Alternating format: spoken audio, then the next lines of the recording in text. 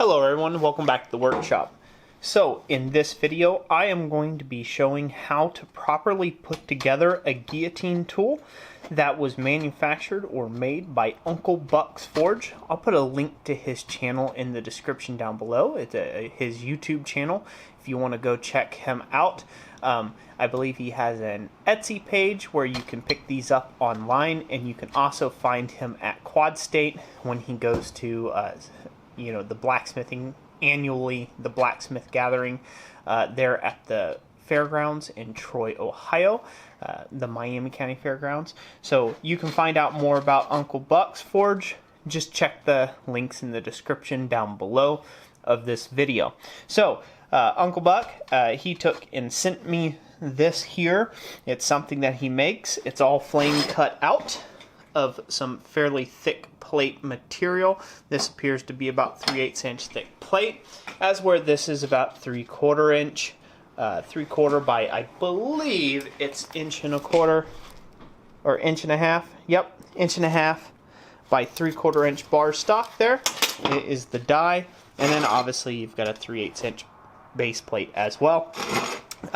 He has this set up to where you can take and bolt this down, or you can always opt for the option of welding on a hardy stub and putting it down into your hardy hole. So the main purpose of this video that I want to get after here is how to properly put this thing together. So this way it's easily welded, and then you can go on about your business. Now, if you are not decent at welding, that's okay. This is really some very basic welding or simple welding that you can do. I will be using a stick welder today. I have it set on roughly right around 140 amps or so on the dial, and so it's kind of cranked up a little bit, but I have an older welding machine, and it kind of runs a little bit to the high side of the numbers in order to get your amp rating set up properly. Again, I'm going to be using a stick welder. That's what I use to really weld together all of my tooling. If you have a MIG welder, that'll work well. And you can use something like flux core welding, say like a cheap Harbor Freight flux core welder. You could get one of those and certainly weld this together as well. Again, many different options for welding equipment and things like that, but we won't get into that here. I will put a link to my MIG welder that I use, an affiliate link down in the description down below. You can go check that out. It's a Hobart welder, and it would handle this this tooling build here perfectly fine and be more than adequate. So you can read up on the specs of that welder, in the description, so you can compare there, have a comparison point. All right, some of the things that we're going to need before we get going. Obviously, you'll need your kit that Uncle Buck makes, or something similar that whether you've made it yourself or whatever. Got to have that. I suggest having a couple of these type welding clamps on hand. This will hold the front and back plate to the piece when we're setting it up and fixturing it up. And then I also take and recommend these clamps right here. Now, these are a Husky brand clamp. I actually purchased these at a Home Depot. Again, no affiliation here with them whatsoever, other than that I like this clamp for welding very easily, because you can just slide it forward and you don't have to spend forever drawing it back out. It's like a quick release type C-clamp with like a screwdriver handle that can then, you can provide that extra torque that you need. Again, a very handy clamp. I'll put the links to that as well, the affiliate links to that in the description down below if you don't have a Home Depot near you that you can purchase these from.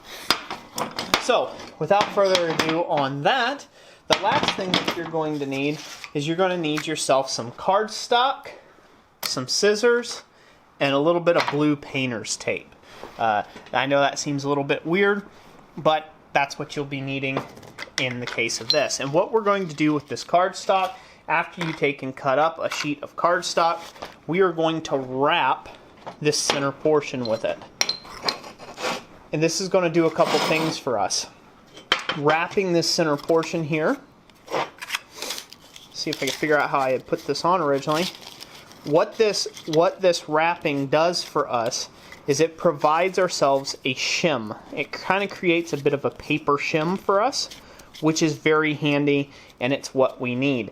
It'll provide that clearance fit so this doesn't bind in the tool when you hammer on it and or once you try to take and extract this out of the piece. So we're going to have one piece up here at the top of the opening, and we're going to put one down here at the bottom of the opening as well, so this way we have our clearance fit or our spacing.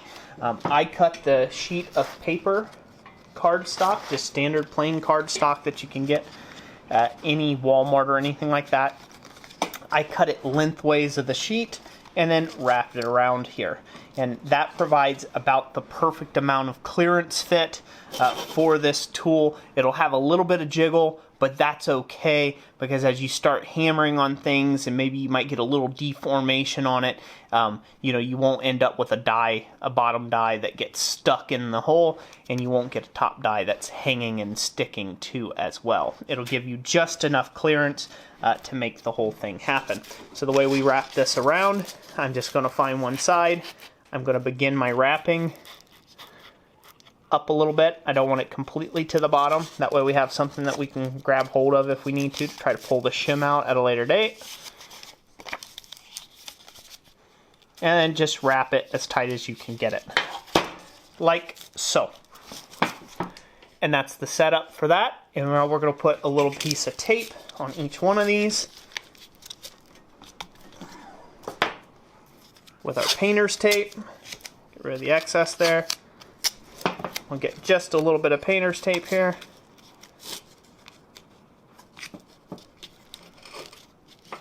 And put that on there.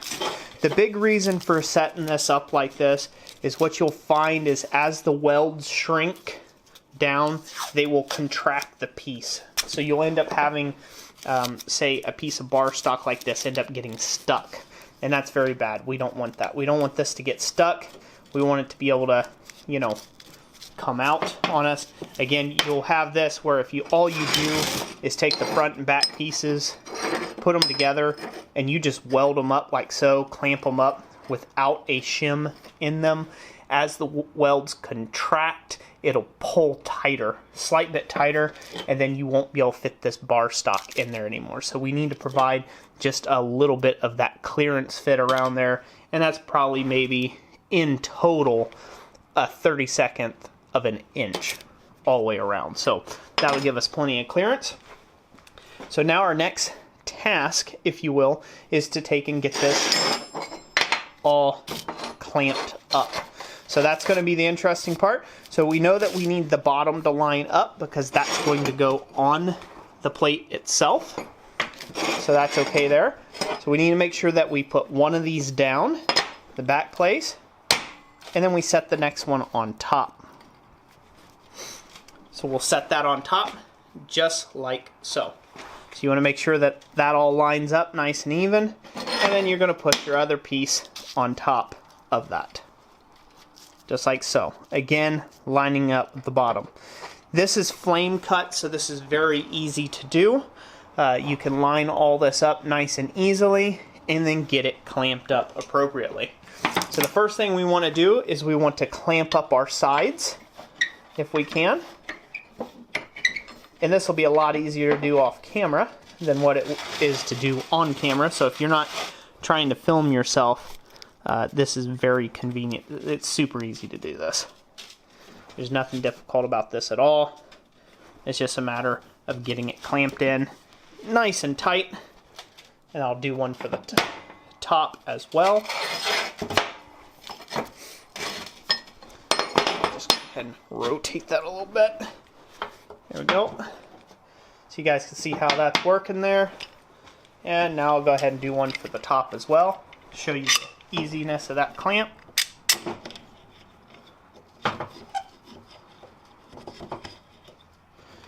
The reason why you want to clamp this up, top and bottom, is that if you don't clamp it up top and bottom, again, you're going to get some weird pulling and things like that of this piece. We don't want that. So there we have it. That'll go in like so. That'll go in the back like so.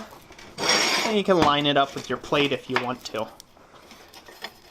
This looks like a mess of clamps, and in a lot of ways it really is. But this is all part of that process of getting it fixtured up. So once you start tack welding things together, this process will go very, very quickly. Now, it's important. These clamps, you don't want to clamp on the left and the right because, again, it'll pull a gap to one side or the other. If I clamp it here, it's going to put a gap. Let me try to scoop this forward a little bit so you can see.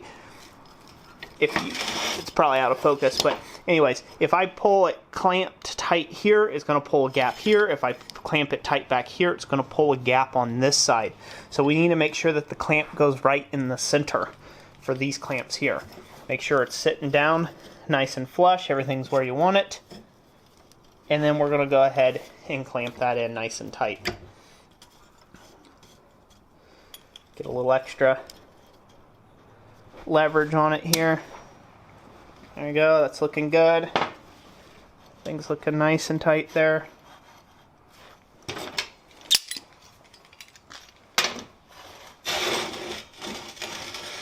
And now I gotta find a place to get a clamp in down low here as well. We'll go on the other side of this piece. All the way clear over here. As you can see, kind of hard to see. Kind of hard to see stuff here when we're getting this all clamped up. I promise you, this will get a lot easier as you go along. This first initial stage of clamping and tack welding is crucial to the whole building process. But once you've got that all clamped up nicely, so we've got our fronts and our backs all clamped up, if you will. We've got the fronts clamped. We've got the sides clamped. Now we can come in and put our little tack welds on this piece. And I'm going to emphasize that we want to take and put on tack welds. We do not want to weld this thing in solid yet. We want to tack weld it up so this way we can drive this thing out, get the shims out of there, and then we can weld it to its base plate and things like that. So I'm going to switch to a short time lapse here of me welding this up, and then I will be right back with you and we'll knock this thing out and continue our setup of this piece.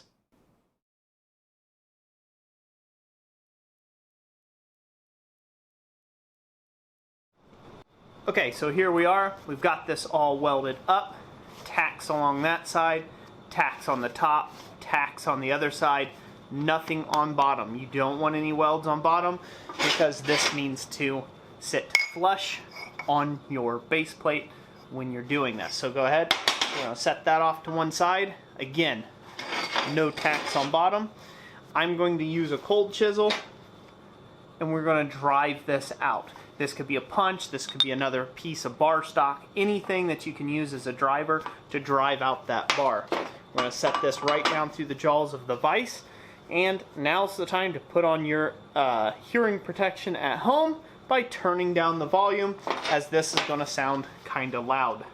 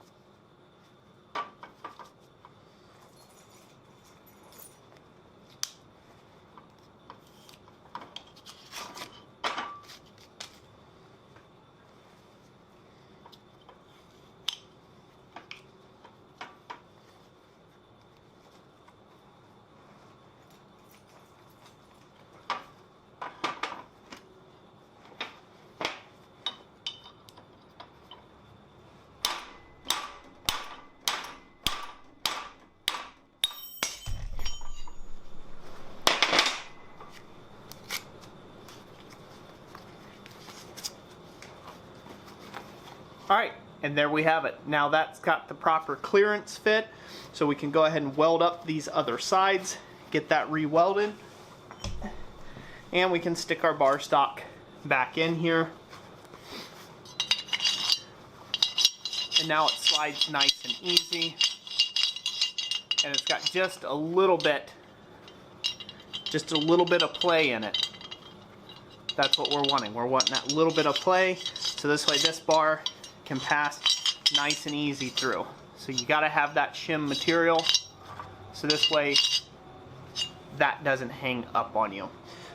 One thing we will do, however, for the rest of the welding, when we're welding this back up, just to ensure that we don't get any unnecessary shrinkage, we will be putting this back in this piece and just leaving it in there as we weld up the rest of this. So we will set this up. I'll just lay it on the table, and then we'll run some beads along this side, along that side, and that should be all that is needed.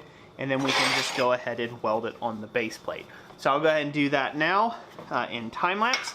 And before we do that, I'll make one other mention. You have your choice of options. You can put this on here in width like this. That's how I'm personally going to do it. You can put the thing at a tangent. If that's how that works, you could do a left or a right-handed operation if that's handy to you.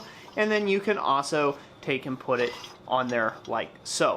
Whichever way the orientation feels good to you, you can do that. I am going to do it in this orientation because I just like things that are squared up, if you will. This is an eyeballing process. If you want to lay out layout marks, go ahead. I'm not, however, going to concern myself with it. I'm just going to eyeball it, and if it's a little off one side or whatever, I don't really care. This is going to be a good enough situation for what I will be using this for. So I'll eyeball it like that and get it welded down on here. And that's basically it. Once you got those tack welds on there, you can put your clamps back under your bench and get to welding a little more hardcore. So let's get into that time lapse, and I'll be right back with you as soon as we have that done.